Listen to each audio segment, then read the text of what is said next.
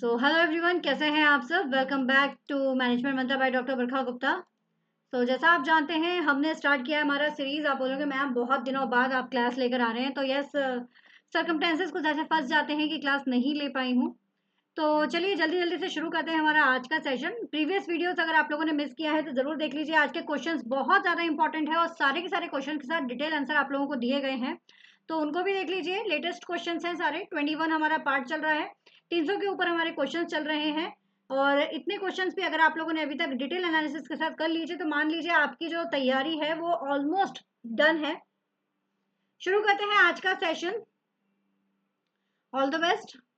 तो question number 1 आपके सामने है आज का, यानी कि 306 हमारा क्वेश्चन नंबर चल रहा है। 306 कहता है fixing the zero date is important steps in establishing a project. किसी प्रोजेक्ट को एस्टैब्लिश करने के लिए जीरो डेट जो है वो इंपॉर्टेंट होती है। तो वो स्टेप वो कहाँ पर पाई जाती है? प्रिमिनरी स्टेप होती है, सेकेंडरी होती है, आपकी डेफिनेशन होगी, या लास्ट स्टेप होगी। The right answer is D guys. इसका सही आंसर है डी, लास्ट स्टेप। जब आपकी सारी की सारी चीजें कंप्लीट हो जाती हैं, स्टेप सारी कंप्लीट हो जाती है, उसके बाद जीरो डेट यानी कि वो डेट जिस दिन आपका लेटर ऑफ इंटेंट यानी कि वर्क ऑर्डर जो है वो रिलीज किया जाता है या आपका कॉन्ट्रैक्ट साइन किया जाता है, उस डेट को जीरो डेट कहा जाता है। ठीक है ना? तो ये जो डेट होगी वो कौन सी होगी? आपकी लास्ट स्टेप होगी। ठीक है, एस्टैब्लिशिंग अ प्रोजेक्ट की लास्ट स्टेप जो होती है ये। ओके, ये यहाँ पर इसकी डिटेल दी गई है, इसको आप देख सकते हैं। प्रोजेक्ट डेवलपमेंट के यहाँ पर आपको फेज बताए गए हैं, जो आप लोगों को पता होना चाहिए कि प्रोजेक्ट डेवलपमेंट जब किया जाता है तो कौन कौन से फेसेस होते हैं, तो उसकी डिटेल यहाँ पर आपको दी गई है। Now the next one, in case of an executive chairman, what is the minimum percentage of independent directors required on a board? independent directors कौन होते हैं? वो जो कि जैसे दो पार्टीज होती हैं, कभी भी कोई प्रॉब्लम्स क्रिएट होती है तो पार्टी ए और पार्टी बी, इन दोनों ही पार्टी से इसका कोई रिलेशन नहीं होता है। वो होता है आपका इंडिपेंडेंट डायरेक्टर, जो कि क्या करेगा ना, फेयर जो आंसर है वो करेगा किसी भी, या फेयर जो है वो निर्णय लेगा किसी भी एक्टिविटी में। तो कितने होने चाहिए ये आपसे पूछा गया है। The right answer to that least half. Independent director board में कितने होने चाहिए? At least half. Next, as per the Henry Mintzberg, which of the following is not a part of his conceptions of type of strategies? जो Henry मिन्सबर्ग ने strategies दी हैं उनमें से type जो है नहीं है, ये आपसे पूछा गया है। ठीक है, तो कौन सा जो है वो टाइप नहीं है, ये आपसे पूछा गया है। So this is intent strategy, unrealistic strategy, contingency strategy, emergent strategy. I'm doing work now.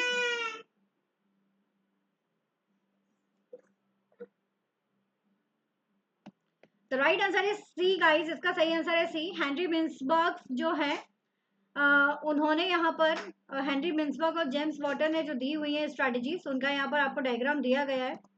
तो जो नहीं है वो है आपकी कंटिजेंसी स्ट्रैटेजी, वो इसका पार्ट नहीं है। और जो है वो है आपकी इंटेंट, डेलिब्रेट, रियलाइज्ड, अनरियलाइज्ड और emergent. Next question, the objective of scheduling is to allocate the priorities demand to available facilities, and the scheduling decisions range from years to minute, hours and days. Arrange the following schedule directions. मतलब आपको यहाँ पर minute, hours और days के basis पर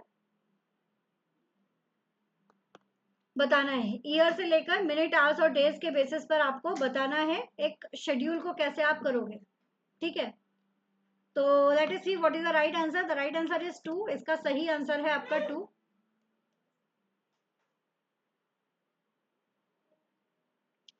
तो सबसे पहले आता है आपका कैपेसिटी प्लानिंग ईयर्स के बेसिस पर, फिर आता है एग्रीगेट प्लानिंग, उसके बाद आएगा आपका मास्टर शेड्यूल, एंड सबसे छोटा जो आता है that is the short term planning. ठीक है, तो इस तरह से ये आपका वर्क करता है। ओके, यहाँ पर आप लोगों को इसकी डिटेल दी गई है, तो वो आप लोग पढ़ सकते हैं कि मास्टर शेड्यूल, एग्रीगेट प्लानिंग और आपका जो है वो क्या होता है। नाउ तो question number 310। The location focus on service firm should be determine the volume of customers and revenue. The major determinant of volume of customers and the revenues are.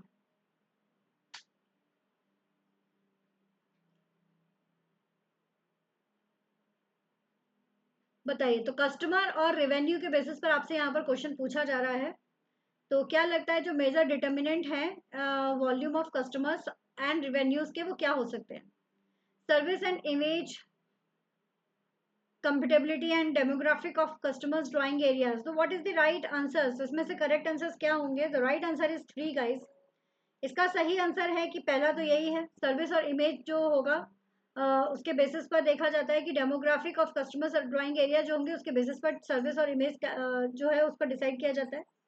इसके बाद क्वालिटी ऑफ कंपीशंस देखा जाएगा कि qualities आपकी कैसी है, and uniqueness of firms and competitor locations, uniqueness कैसी है उसको यहाँ पर देखा जाता है। उसके बेसिस पर कस्टमर्स, वॉल्यूम ऑफ कस्टमर्स और रेवेन्यू जनरेट होता है। Next, what represent the basic convictions that a specific mode of conduct or and state of existence is personally or socially preferable to an opposite or converse mode of conduct or and state of existence? यहाँ पर आपको ये जो एक तरह से कह सकते हो कि एक डेफिनेशन दी गई है और आपसे पूछा गया है कि what is the right answer. What represent the basic conviction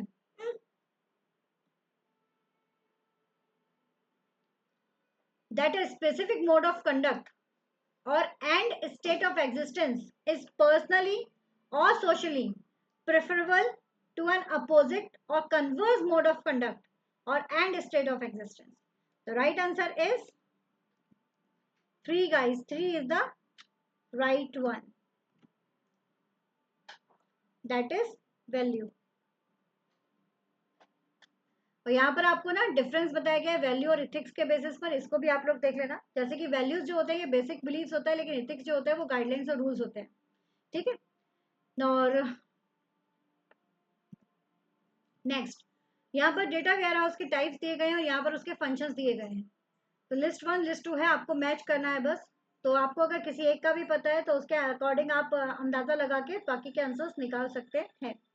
the right answer is 1 guys. इसका सही आंसर है आपका 1। डेटा मार्ट क्या हो जाता है? Data mart that is the subset of data warehouse typically consisting of an single subject area. Operational data stores क्या हो जाएंगे? Provide a fairly recent form of customer information file. देखो ऑपरेशनल बोला गया ना, डेटा स्टोर करना, तो that is information file and is used in terms staging area. Enterprise data warehouse, enterprise data warehouse आपका क्या हो जाएगा? Provide the integration of data from many source into the standard format and meta data that is comes the describe the structures and some meaning about the data, that is the meta data. तो warehouse अगर आपने पढ़ा है तो इस answer को आप आसानी से कर पाएंगे। नेक्स्ट क्वेश्चन 2 स्टेटमेंट्स है यहाँ पर। पहला स्टेटमेंट कह रहा है the adoption of leadership style to the different contingency has been well characterized by the Robert Tannenbaum and Warren H. Scammett, developers of leadership continuum concept. और स्टेटमेंट 2 कह रहा है they see the leadership as involving varieties of styles ranging from one that is highly boss oriented to one that is highly subordinate centered. अब दोनों statements में से कौन सा सही है? मतलब अलग अलग कंडीशंस के अकॉर्डिंग अलग अलग लीडरशिप स्टाइल को अडॉप्ट किया जाता है, ऐसा कहा है रॉबर्ट ने, है ना।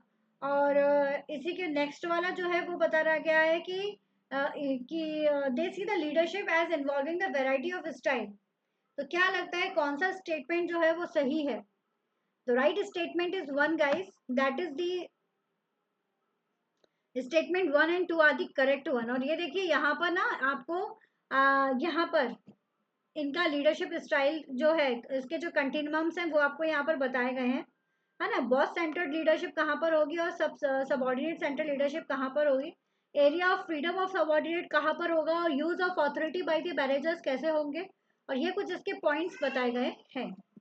नेक्स्ट है a channel structured in which producer wholesaler retailer act as unified system. Producer, wholesaler, retailer unified system की तरह काम कर रहे हैं. One channel member own the others, एक चैनल मेंबर दूसरे को ऑन कर रहा है. हैज कॉन्ट्रैक्ट विथ देम और has so much power that they all corporate. The above descriptions pertain to which of the following concept. अब यहां पर ये जो कंसेप्ट बताया गया ये किसके लिए बताया गया है? यूनिफाइड सिस्टम हो गया है, एक दूसरे को ऑन कर रहा है, कॉन्ट्रैक्ट विद देम और has so much powers that they all corporate. The right answer is 2. This is the vertical marketing system. क्यों होगा? क्योंकि देखो होलसेलर, रिटेलर, ये सारी चीजों को यहाँ पर लिया गया है, तो they comes under the vertical marketing system. ठीक है. इसके अलावा conventional distribution channel, franchises and horizontal marketing systems क्या होता है, उनकी डिटेल यहाँ पर आपको दी गई है.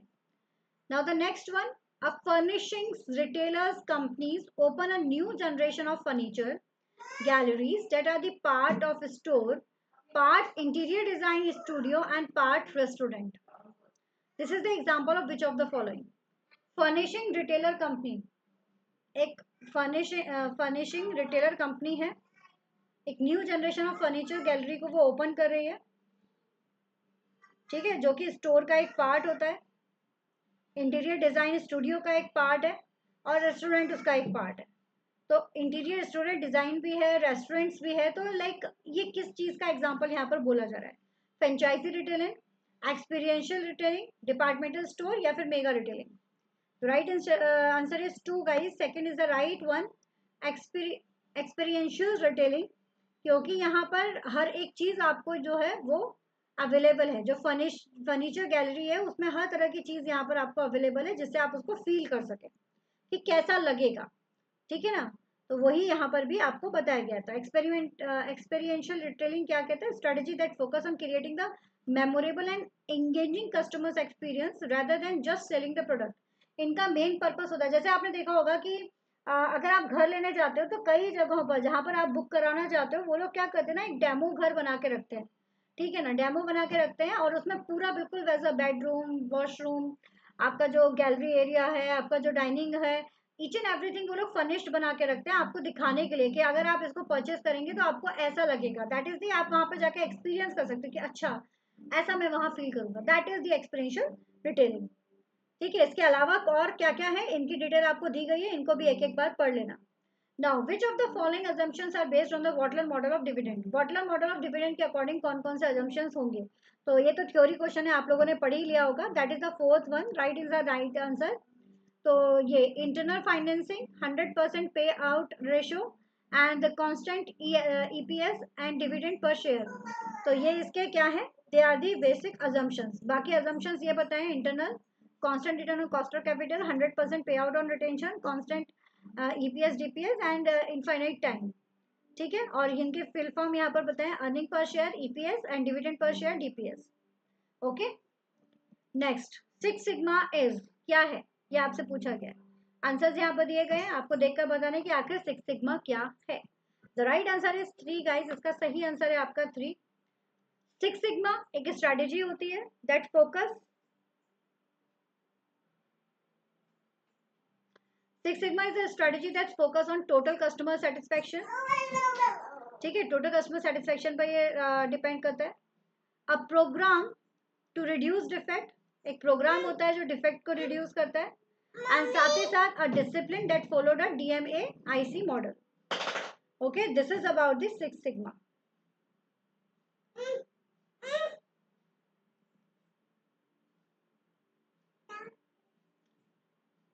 डीएमएआईसी मॉडल क्या होता है वो भी यहाँ पर आपको बताया गया है. Define, measure, analyse, improve and control. This is the steps for six sigma. Lean six sigma steps याद रखिएगा, इंपॉर्टेंट है, फुल फॉर्म भी पूछा जा सकता है. और इसको और आपको डिटेल में चाहिए तो वो भी यहाँ पर आपका मौजूद है. Now, given below are the two statements. Organization development interventions are set structured activity in which selected organizational unit engage in a sequence of tasks that will lead to organizational improvement. Organisation development interventions क्या है? Set of structures activities है जो कि select होती हैं, organisational unit को engage करती हैं सीक्वेंस को। तो बताइए क्या हो सकता है इसका right answer. The range of organization development intervention is quite extensive. Interventions have been developed to solve most problems related to human side of organization. Now, what is the right answers regarding these two statements? The right answer is 1, guys. Both the statements are correct regarding the organization development interventions. इनकी strategies भी याद कर लेना, पूछा जाता है. The last question of the day, two sets of theories are popular in the organization behavioral literature. दो theories जो है वो population है, the behavioral and the cognitive. So behavioral theory constitute of, तो behavioral theory जो है वो constitute होती है किस चीज को? Classical conditioning, operant conditioning, percept conditioning, social learning and prior learning. I think मुझे लगता है आप सभी को इसका आंसर पता होगा. लर्निंग थ्योरी के बारे में बात हो रहा है और बिहेवियरल थ्योरी में लर्निंग कौन सी होगी ये तो आप सभी जानते ही हैं. So the right answer is 2, guys. Classical conditional theory, operant conditional theory and the social learning theory. These three learning theories पढ़ी है ना, तो learning theories ही बस यहाँ पर बताई गई है. Okay, so this is all for today. आज के लिए इतना ही. नेक्स्ट क्लास में फिर मिलते हैं नए क्वेश्चंस के साथ में. तो अपने आप को प्रिपेयर रखिएगा नेक्स्ट क्वेश्चंस के लिए, अगले क्वेश्चंस के लिए.